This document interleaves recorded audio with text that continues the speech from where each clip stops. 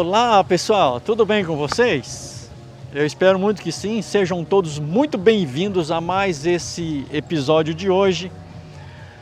No vídeo de hoje, pessoal, viemos aqui na propriedade do seu Carlinhos Watanabe, né, que é a agropecuária Watanabe, e nós fomos convidados a participar de um dia de campo sobre transferência de embrião e melhoramento genético, né? E tive aqui ontem à tarde conversando aí com os médicos veterinários e eu pude perceber que o conteúdo de hoje vai ser muito bacana, muito bom. Então convido vocês a ficar com a gente até o final do vídeo, né? Então o vídeo hoje vai ser sobre transferência de embrião e melhoramento genético. Se você se interessa nesse assunto, então se ajeita aí, pega o chimarrão e bora pro vídeo.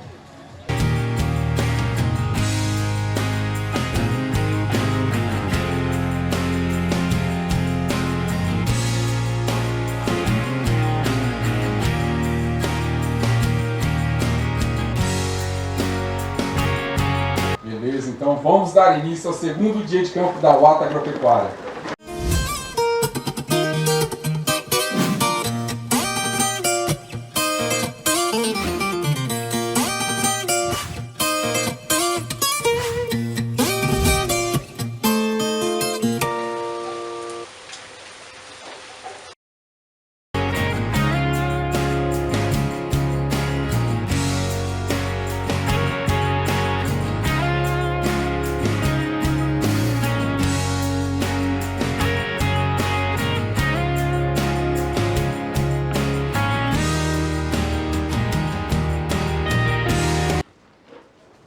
O dia de campo, o Carlos teve a ideia de começar a fomentar e começar a fazer, porque nós temos poucos eventos desse ramo, nesse nível aqui na nossa região, né?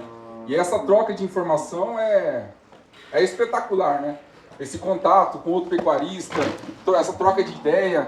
Então, acho que isso é engrandecedor. É uma ideia que o Carlos trouxe, vai ser firme, vamos fazer muitas e muitas vezes. Então, é importantíssimo isso.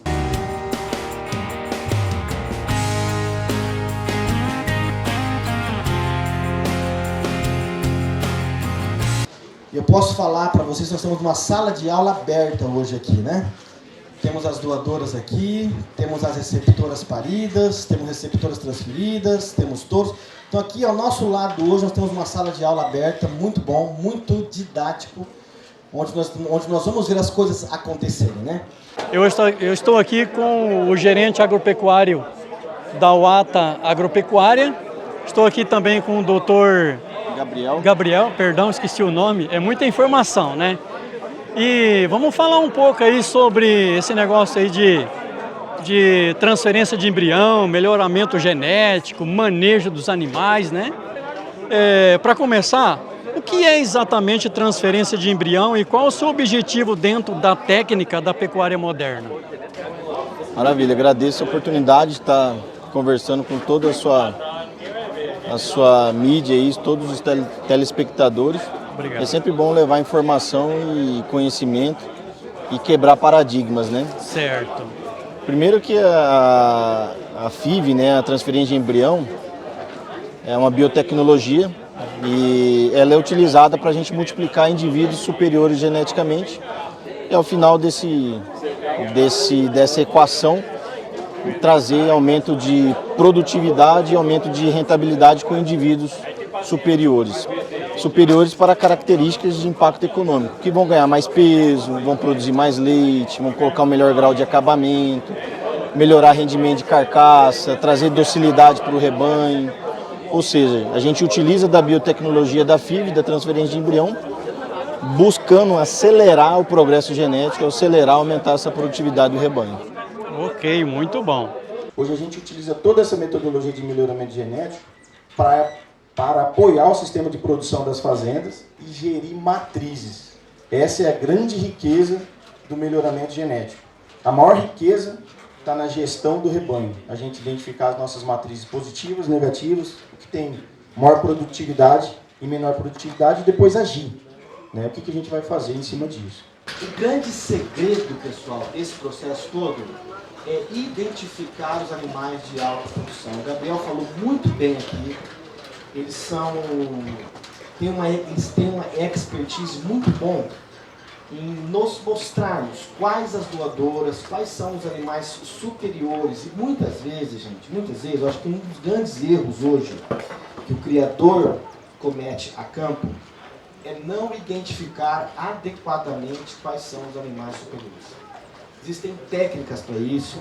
Não é, geralmente a gente percebe que o criador seleciona o touro dele como um touro maior, touro mais pesado, touro mais bonito, e nem sempre o mais pesado é o quê?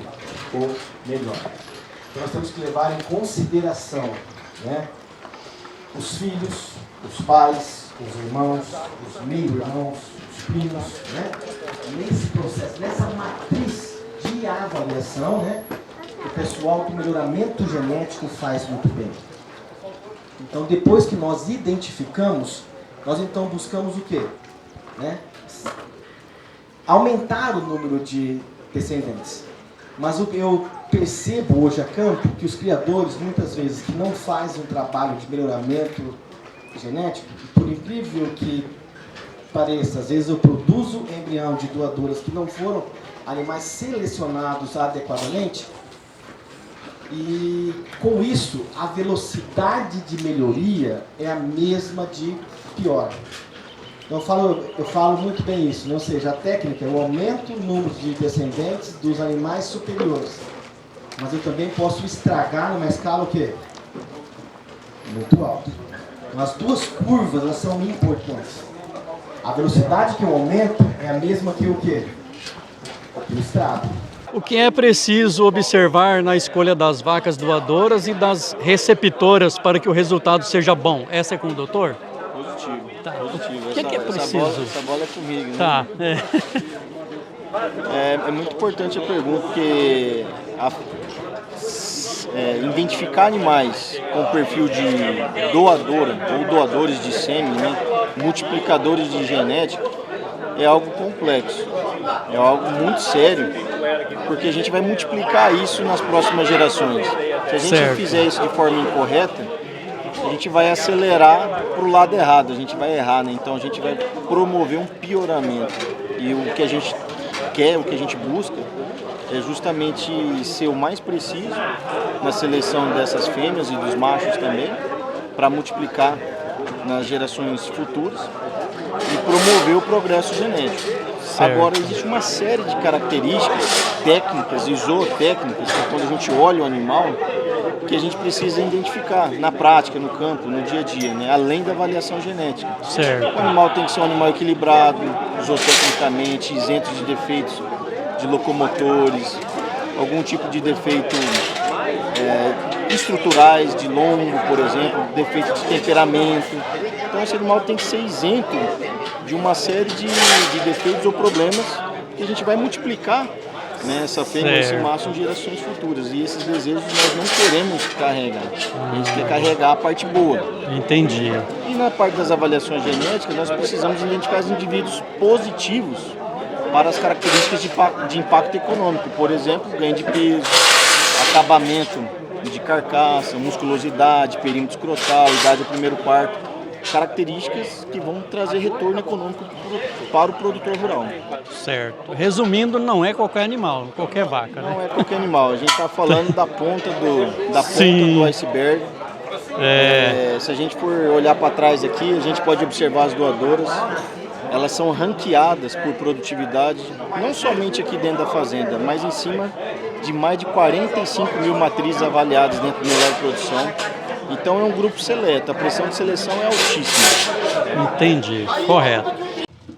Pessoal, a gente buscou separar, elas andam todas juntas, mas a gente buscou separar por biotipo, para poder explicar, para a gente poder balizar o olho, o que a gente está enxergando, né, para ficar mais prático possível. Então, o seu Carlos, quando fez os investimentos e buscou, ele foi assertivo, identificou e selecionou matrizes que são muito eficientes para a produção de fêmeas. Tá? Quando a gente olha uma fêmea dessa aqui, ela tem todo um genético, ela tem toda uma explicação, todo um valor genético para a gente identificar quais são as fêmeas ideais para se produzir fêmeas, como também existem fêmeas que têm um perfil para produção de animais que produzirão carcaças frigoríficas com muito mais convexidade, tamanho, conformação, peso final. Tá? Nesse caso, essas fêmeas que estão na nossa frente aqui, se a gente for analisar a avaliação genética, genealogia e o perfil dessas fêmeas, são fêmeas recomendadas para a produção de outras fêmeas superiores. Elas são destaques para a idade do primeiro parto, quando a gente busca fazer novilhas precoces ou precocinhos de 12, 13, 14 meses. São muito eficientes para retorno maternal, que é aquela produção de quilos a mais ao longo da vida produtiva dela para entregar os melhores bezerros. E são muito eficientes também para baixo peso ao nascimento, ou seja, facilidade ao parto. Tá, joia? Além da docilidade que impressiona, né, Cássio? Isso é uma coisa que a gente não abre mão no seio. Tá? Para a gente ceipar uma fêmea, para a gente certificar que ela é superior, para a gente colocar ela dentro de um pool de doadoras, se ela não for muito dócil, né? Isso tanto para macho quanto para fêmea, pessoal, isso são critérios inegociáveis dentro do melhoramento genético, dentro do seio. Tá joia? Às vezes a fêmea ou o macho é uma sumidade de valor genético, de avaliação, mas tem um comportamento horrível, tá fora, tá? Não é isso que a gente procura. E a grande dúvida que o Gabriel explicou muito bem, qual animal eu vou selecionar? Entendeu? É só olhando? Não, não é só olhando. Entendeu? Nós temos que levar em consideração várias características, né? Existe um estudo, existe uma técnica por trás disso, entendeu? E isso acaba sendo importante. Toda a fazenda deveria passar por esse processo de seleção, né? E nós não nos atrevemos a fazer isso. Quem trabalha com a biotecnologia, nós apenas o quê? Multiplicamos o que eles falam que são o quê? Melhor, porque eles têm ciência em cima disso. Eu não sou capaz de estar fazendo esta seleção. O criador muitas vezes confunde as coisas, né? E isso acaba sendo extremamente importante nós aplicarmos isso na prática. Então, a partir do momento que nós sabemos quais animais são os melhores, então a gente entra fazendo o quê? Todo o processo de produção. Durante o evento, Cássio, foram apresentadas doadoras Nelore SEIP. O que significa o SEIP e qual é a sua importância dessa certificação para o melhoramento genético? SEIP é um certificado especial de identificação e produção. O nome já diz tudo, né? Certo. É identificar os animais superiores, medianos, fundo de lote. Todo o seu lote tem sua cabeceira meio fundo. E a gente identificando os melhores animais. É um trabalho que não é recente, né, o programa de melhoramento genético. Para vocês entenderem, esse trabalho foi fomentado, foi criado pelo Ministério da Agricultura em 1995. Então não é algo recente que a gente está falando, tá? É algo que já existe, é algo que já várias fazendas, várias empresas já utilizam. Então não é algo muito recente. E por que o Ministério instituiu os programas de melhoramento, os núcleos de melhoramento, não melhor produção, núcleo de melhoramento? Várias fazendas adentrando um trabalho para poder selecionar e aumentar a produtividade. Por que o Ministério da Agricultura, que é um projeto de governo, instituiu isso em 1995? Lá atrás, em 85, identificou que o nosso país precisava aumentar a produtividade no Brasil Central. O objetivo dos programas de melhoramento é esse. Bem simples. MS e MT Goiás. Naquela época, o rebanho brasileiro, o maior rebanho do mundo, se concentrava nesses 3 estados, MS, MT e Goiás. E aí precisava aumentar a produtividade nesses estados. E o Ministério desenvolveu os núcleos de melhoramento. Hoje, mudou. né? Hoje a nossa pecuária está avançando para o Pará, ela está avançando para Rondônia, Tocantins, ela está subindo, né? As coisas mudaram, né? Mas naquela época precisava disso, e isso criou, né, um programa de governo, um projeto, e se originou os programas SAPES. Muito bem, tá. Aqui no campo também foram apresentadas vacas F1 paridas de embriões Nelore Sape. O que isso representa na prática para o produtor? Na prática, a gente conseguiu enxergar aqui, né, o resultado de um trabalho que está sendo construído, né, há anos já, com foco em selecionar matrizes de alto desempenho. Então foi identificado doadoras, foi feito um trabalho de fertilização in vitro, de FIV, transferido nessas receptoras, e hoje, né, a gente conseguiu ver o que essas doadoras estão produzindo. Então, com um período curto de 50 e poucos, de 52, 53 dias de vida desses bezerros, a gente já começa a observar indivíduos de destaque, fruto dessas doadoras, com touros melhoradores, e que as receptoras estão conseguindo cuidar desse bezerro, desempenhar a produção de leite dessas receptoras, estão conseguindo, né, provavelmente vão entregar excelentes produtos no momento do desmame. Animais melhorados geneticamente, que voltarão ao rebanho da UATA para continuar produzindo bezerros, bezerras e assim por diante. Então isso é um processo. Entrou dentro do sistema de produção da fazenda, e a fazenda, a cada safra, ela vem produzindo machos e fêmeas superiores, para novamente isso se multiplicando e o ciclo continua. A avicultura, ela é 100% impactada por melhoramento genético. A suinocultura, ela é 100% impactada por melhoramento genético. A bovinocultura de corte, que é o que a gente está vendo aqui, é 1% impactada por melhoramento genético. Olha só, nós estamos aqui em segundo lugar em número de embriões, quando a gente soma os embriões produzidos in vitro e embriões produzidos in vitro, né? Perdemos dos Estados Unidos, lá que está em primeiro no ranking, mas em termos de proporção de utilização da técnica em relação ao número de animais, nós somos o 15º do mundo. Nós estamos perdendo aí para vários países, porque proporcionalmente eles transferem mais embriões que a gente em relação ao plantel que eles têm. Então eles estão mais eficientes em relação à tecnologia.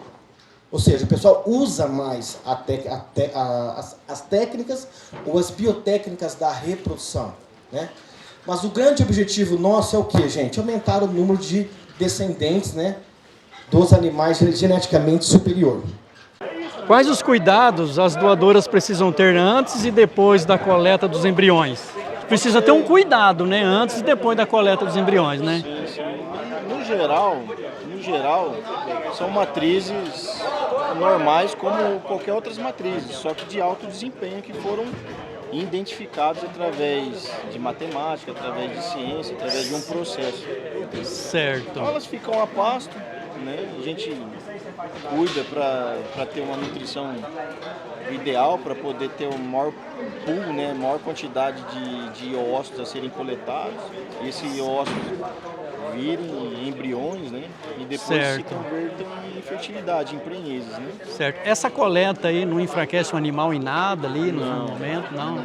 Continua normal. Continua normal. A gente já superou esse paradigma, a gente já quebrou esse paradigma, tanto que hoje em dia, né, Fábio Bin, que é um dos grandes especialistas em FIV no nosso país, coleta muita bezerra de 10, 12, 14 meses de idade, já entra em maratona de aspiração, né? Certo. Inclusive ele esteve aqui hoje dando palestra e saiu com pressa aí, né? Muita correria e não deu tempo da gente conversar com ele. Mas a FIV em si é rápida, gente, não vou tomar muito tempo.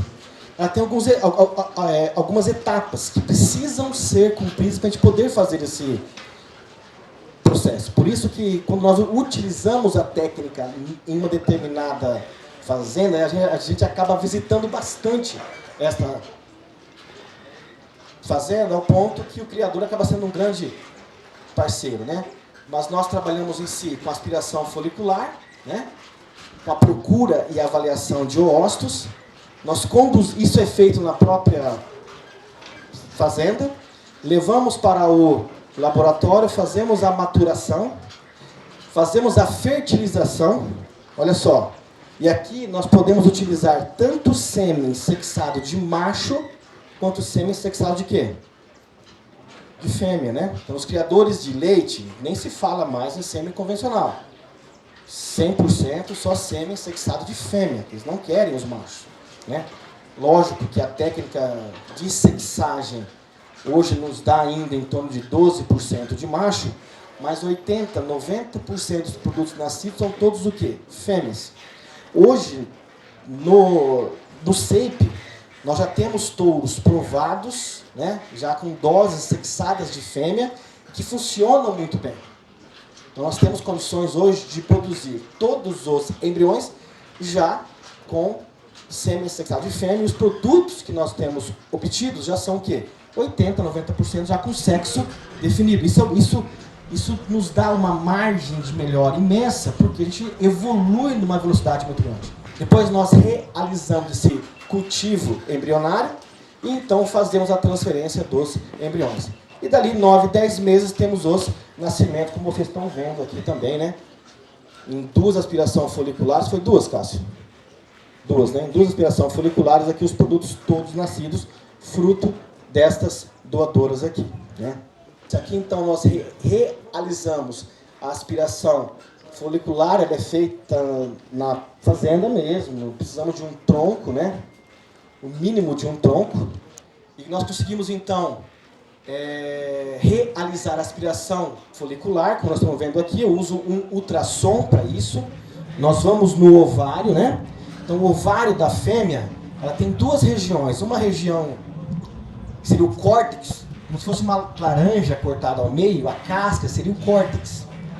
E nesta região, uma fêmea já nasce com um número pré-determinado de folículos. Então ela nasce com 300, 400, 500 mil folículos que estão ali, desde o momento do nascimento.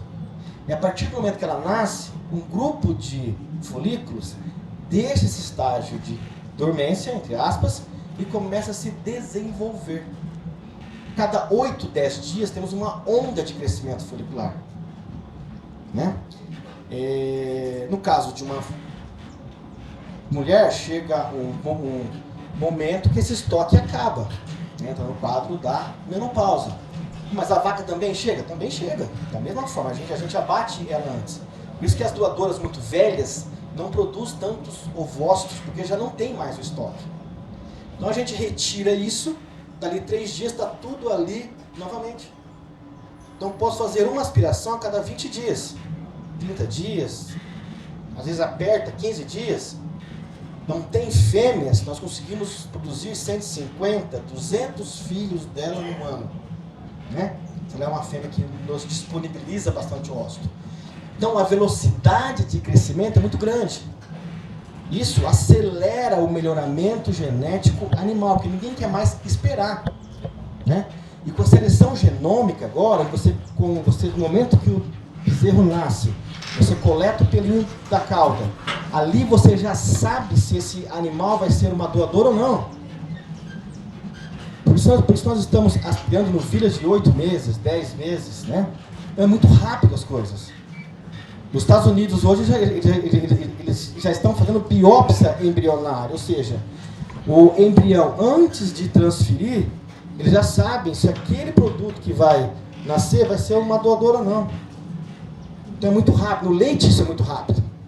No leite, por exemplo, eu uso touro na FIV, daqui 3 meses é outro. 4 meses é outro. É muito rápido esse processo, né? No corte isso é um pouco lento ainda, mas com certeza nós estamos passando por essa parte. Depois conduzimos ao laboratório, né? Fazemos a fertilização in vitro, depois o cultivo desses embriões e posteriormente a transferência dos embriões, né? E uma das mensagens que a gente gosta de passar é que melhoramento não é algo elitizado, tá? Todo mundo pode atingir, pode trabalhar com isso e tem condições de trabalhar com isso. Ô Cássio, essa técnica é indicada para qualquer tipo de produtor ou existe um perfil mais ideal para adotar esse tipo de procedimento aí? Acho que é uma técnica que hoje está bem abrangente em todo o mercado pecuário. E está mais fácil acesso, o pessoal já bem acostumado, com mais experiência no ramo. Então acho que está mais. Os proprietários também estão mais abertos, a esse tipo de tecnologia.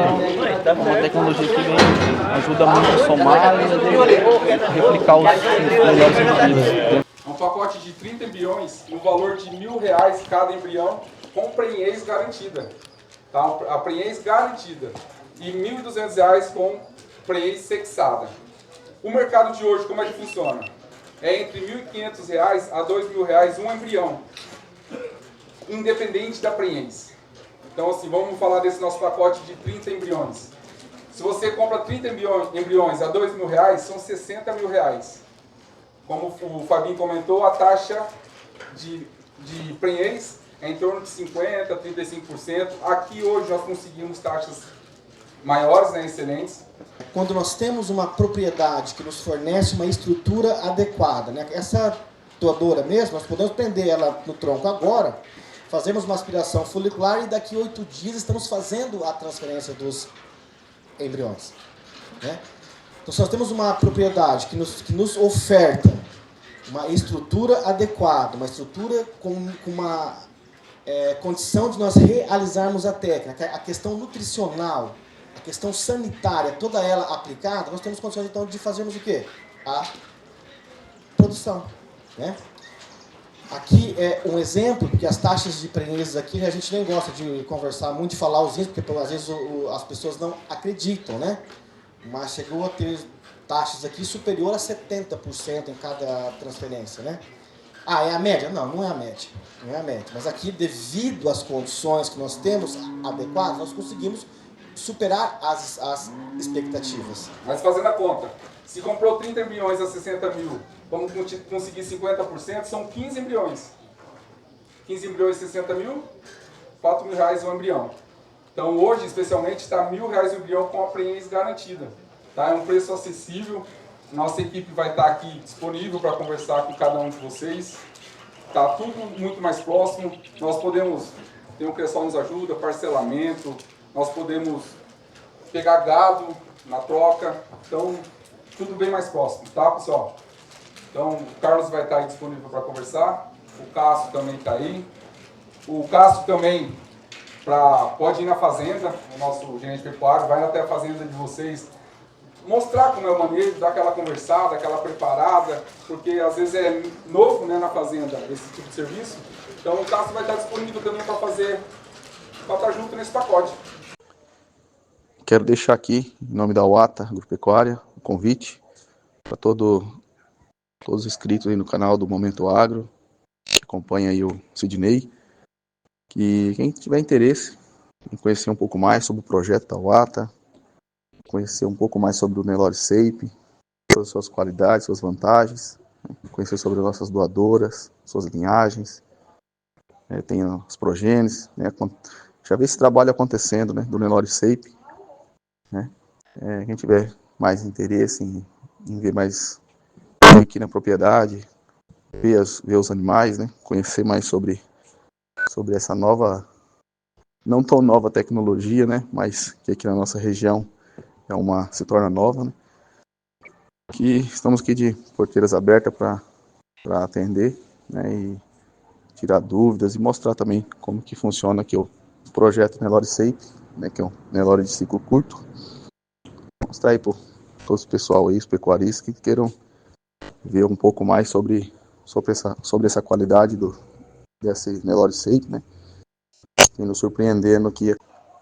E aqui na UATA Agropecuária, hoje quem faz toda a parte de avaliação genética, né, os acasalamentos, os dirigidos, o ranqueamento de todos os animais, é a Nelore de Produção, de Campo Grande, Mato Grosso do Sul. E dessa forma a gente consegue identificar todos os animais melhoradores, os animais de ponta, né, com suas características e também suas avaliações, todo o seu pedigree. Então, dessa forma a gente pega esses melhores animais, a gente aspira, né, faz a técnica da transferência dos embriões E dessa forma a gente consegue multiplicar em larga escala esses melhores indivíduos, né, identificados, né, no programa de melhoramento genético. E também a UATA deixa à disposição do mercado, né, os pecuaristas, pessoal que queira investir no SAPE, as melhores doadoras do núcleo Nelore SAPE da UATA Agropecuária sempre vão estar à disposição dos pecuaristas que tiverem interesse em adquirir essa genética, está à disposição também do mercado.